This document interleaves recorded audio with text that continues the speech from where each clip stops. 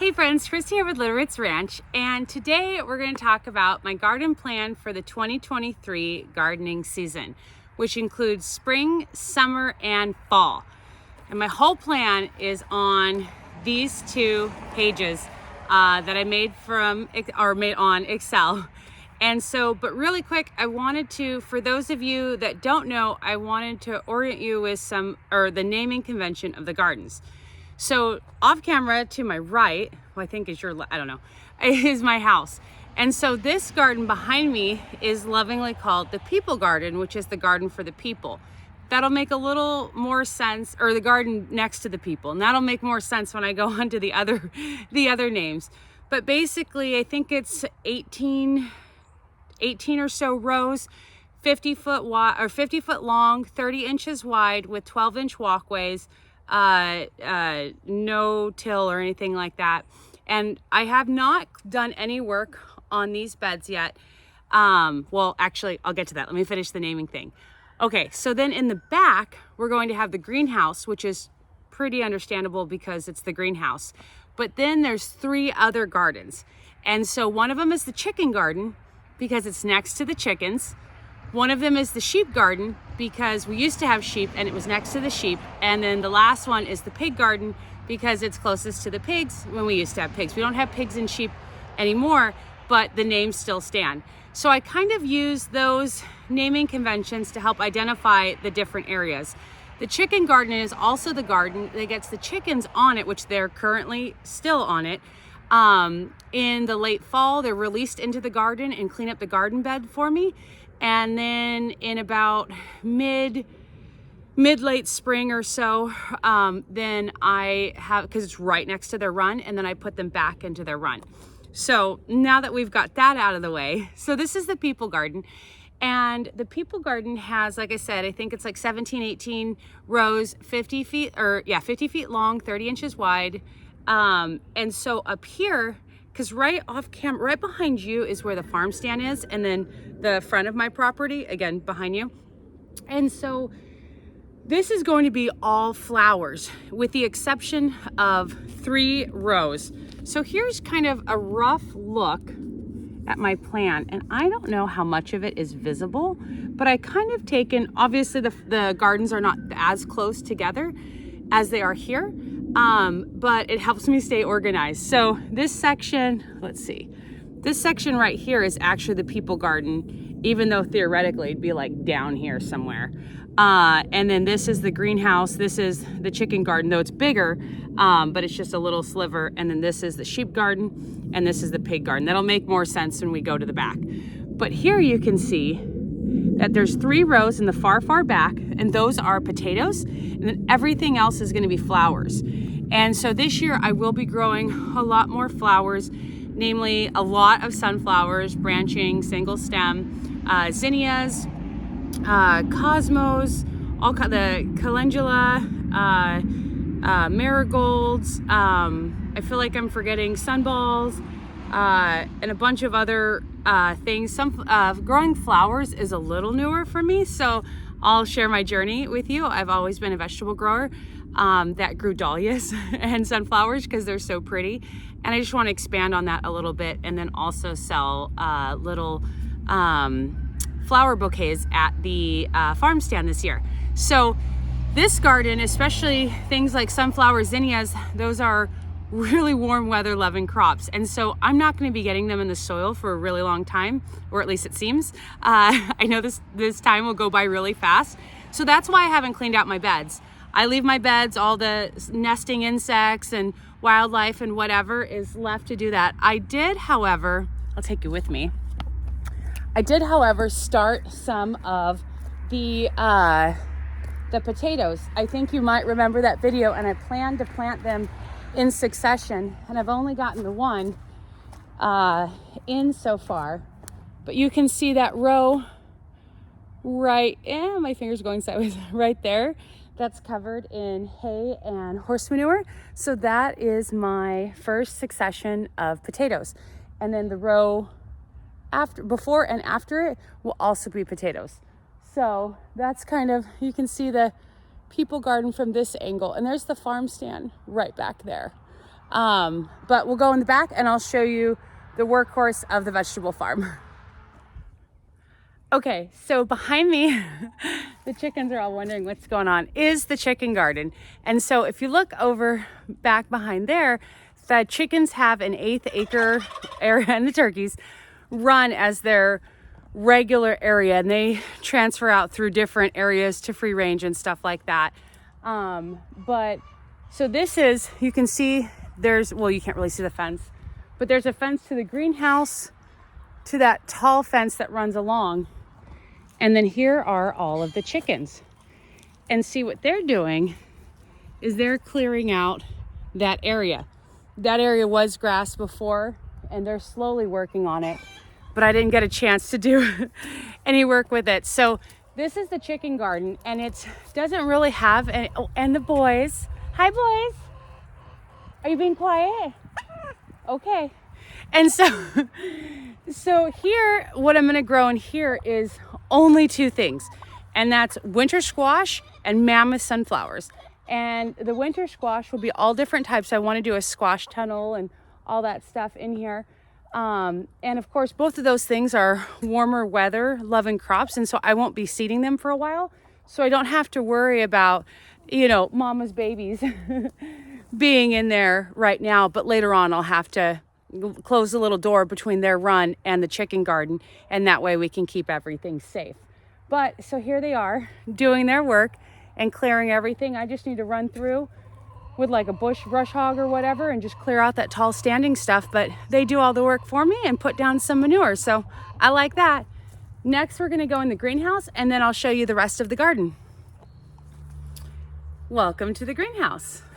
This side of the greenhouse is a little more tended, and that side is feral. It's so funny, we've had so little, well, in comparison to our normal Pacific Northwest weather, we've had so little rain. And so when I've been working in the garden, I try and save the greenhouse for exceptionally rainy days, because I don't love working outside in the pouring rain. I will, but I definitely prefer being under cover. Well, we've hardly had any rain. And so how that's ended up is that I haven't really done the work in here that I've been needing to get done. And so I'm a little bit behind. So I've actually seeded, direct sown seeds outside already, but haven't directly sown them in here. So I'll need to get on that.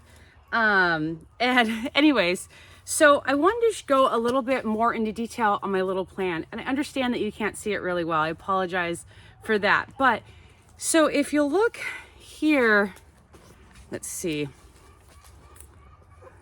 See there where it says greenhouse, and you see how there's crops on this side and crops on this side? What that means is this is a spring and summer plan. So these are all my spring items, and these are all my summer items. And if you flip the page and go to the summer fall plan, they switch sides. These are all the summer, and these are all the fall. And so that allows me to be able to plan, even though I always butt up with the spring crops not done yet and the summer crops needing to go in, and then the summer crops not done and the fall crops butting up to that. And sometimes an item will just stay for both of them. Like we just visited the chicken garden, and I'm doing winter squash and sunflowers, and I'm not doing anything else in there. So if you look here, it just has the one item. It doesn't have both sides. And on the following, oh, I guess I do have something. Oh, I have chickens. The chickens are what I'm growing in the fall. But it's just the mammoth sunflowers and the winter squash. And so that's kind of how I keep an at a glance look of what I'm doing. And so like some items, let's see, so for instance, this is talking about over in the pig garden that I haven't showed you yet. But in the spring, I'm doing sprouting broccoli and Chinese cabbage in one of these rows. But in the summer, I'm doing carrots. So when I'm planting them, I want to be conscious, because aside from like radish and some Asian greens or some quick growing greens, things are in the garden a little bit longer, so there will be overlapping. And so I'll make sure that I plant like my sprouting broccoli really straight. And then when it's time, let's see. Sorry, I'm waiting for one of my dear friends is bringing me some poppy seeds. So I'm waiting, keeping an eye out for her. Anyways, so what I'll do is then once the sprouting broccoli is starting to get going and it's time for me to start those particular carrots, because I've got carrots everywhere, all of the seasons. And then I will seed the carrots kind of around it. And so that way everything flows. So this helps me to identify what I'm currently on in each of these like sections and then what's going to be coming in next. So that way I can plan appropriately. So since we're in the greenhouse, I'll give you some stats on it. So the people garden, you notice that I said 30-inch rows with 12 inches of walkways. In the rest of the gardens, including the greenhouse is a little bit different. And I guess the chicken garden, because it doesn't have walkways. I just put the seeds and then don't come in until later on and harvest the winter squash. Out here I have 2-foot beds, so they're either a single or double. So visually, when you look at the bed, it's either 2 feet or 4 feet as a single bed or a double bed, if that makes any sense. And so sometimes I'll plant them as a single 4-foot bed, or sometimes I will plant them as 2-foot beds. I know that gets kind of confusing. And so here in the greenhouse, which I haven't raked the wood chips out, and some of the chickens have gotten out and spread stuff around. It's real easy to just run a soft rake and pull back the wood chips and it'll look like a more formed row. I probably should have done that for the video, but I like to keep it real.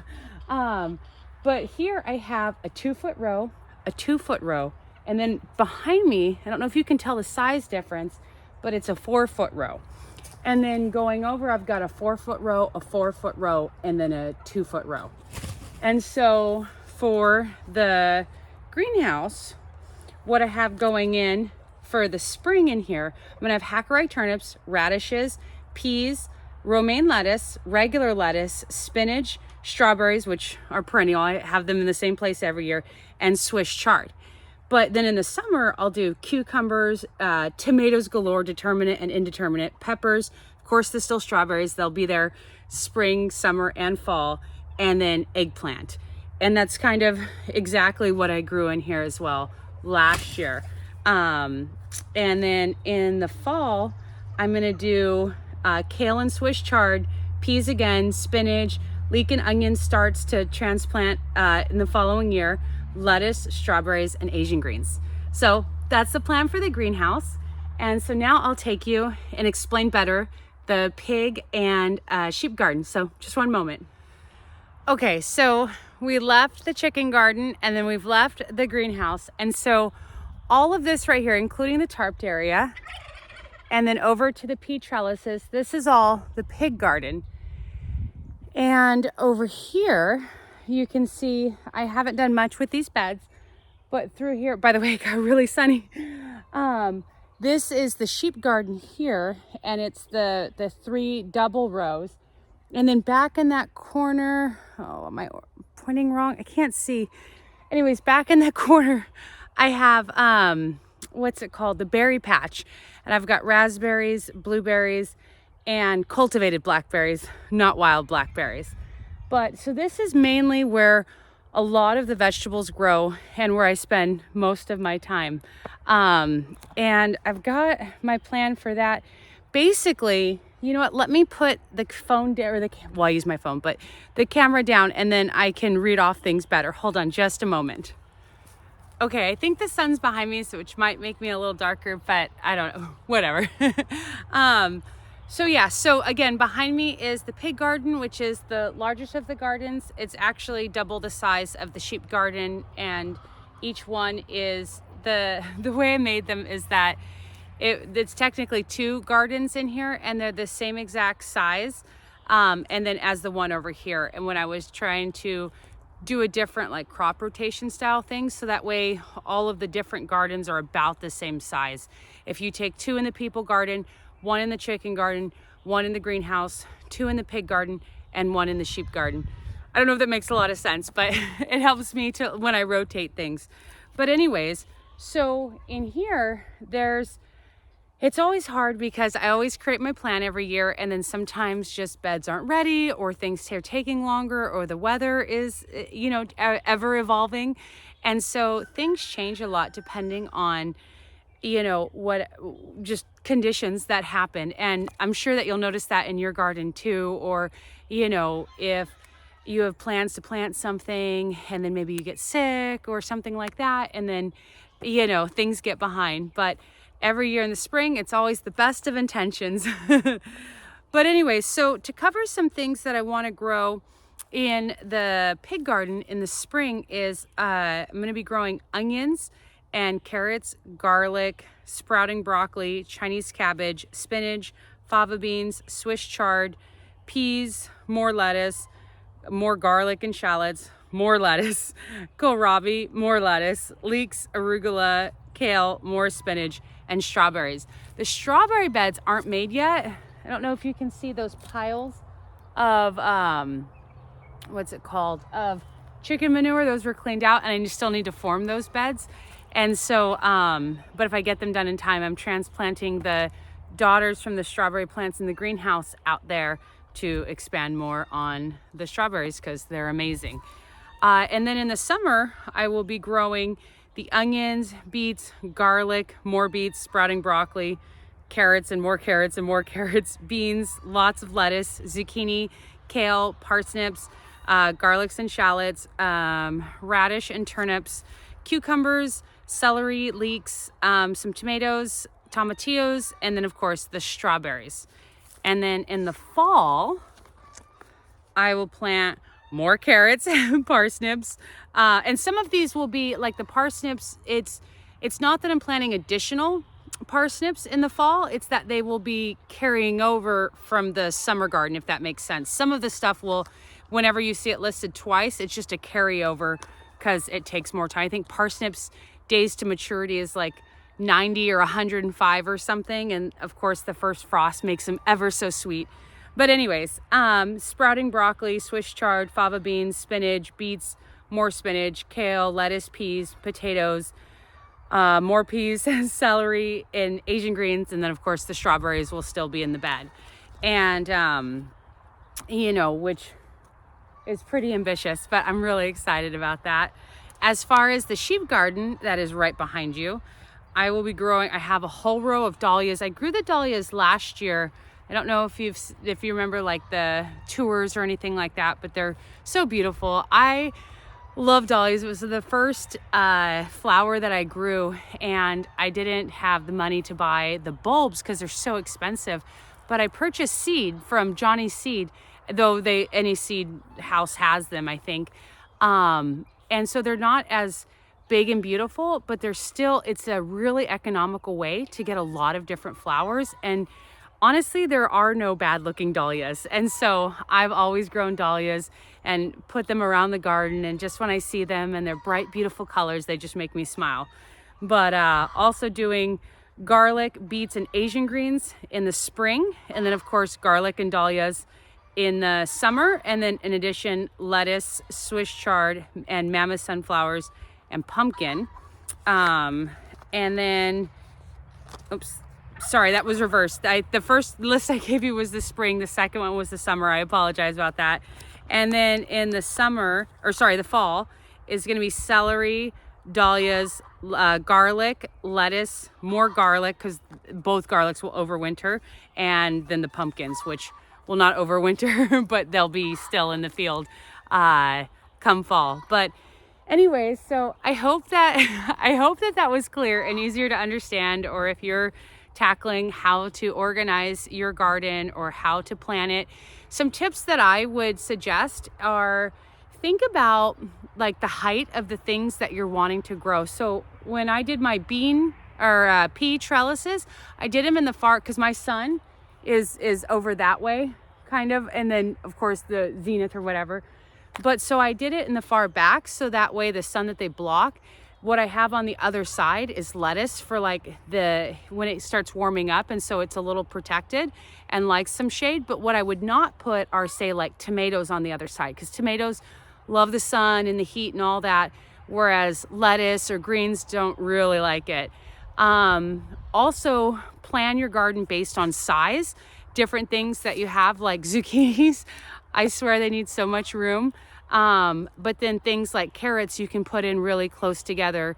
And also, I always recommend, I mean, I'm out here all the time watering my, in the heart of the summer, watering all of my crops, but realistically, the best garden layout is the one that works like with your lifestyle and things that you'll actually do. And what I mean by that is I've done that before where I've put like little plants everywhere, or like, oh, here's an empty space, and so I'll plant something. But then, even with me spending a lot of time watering, I can't get everywhere. And so it gets forgotten about, and then everything dies, and it, happens like that. So for your plan, I would suggest just being aware of what would really flow with like you and your lifestyle, how much free time do you have? It might be none, I hear that. And also just have fun and play around with it. And you know what? Next year, you can always do it differently, So anyways, if you made it this far, thank you for watching. If you wouldn't mind giving it a like, I appreciate that. That supports me. And I'm thankful for you watching, and happy gardening. I guess I've got to go do some weeding and get some seeds in the ground. Talk to you later. Bye.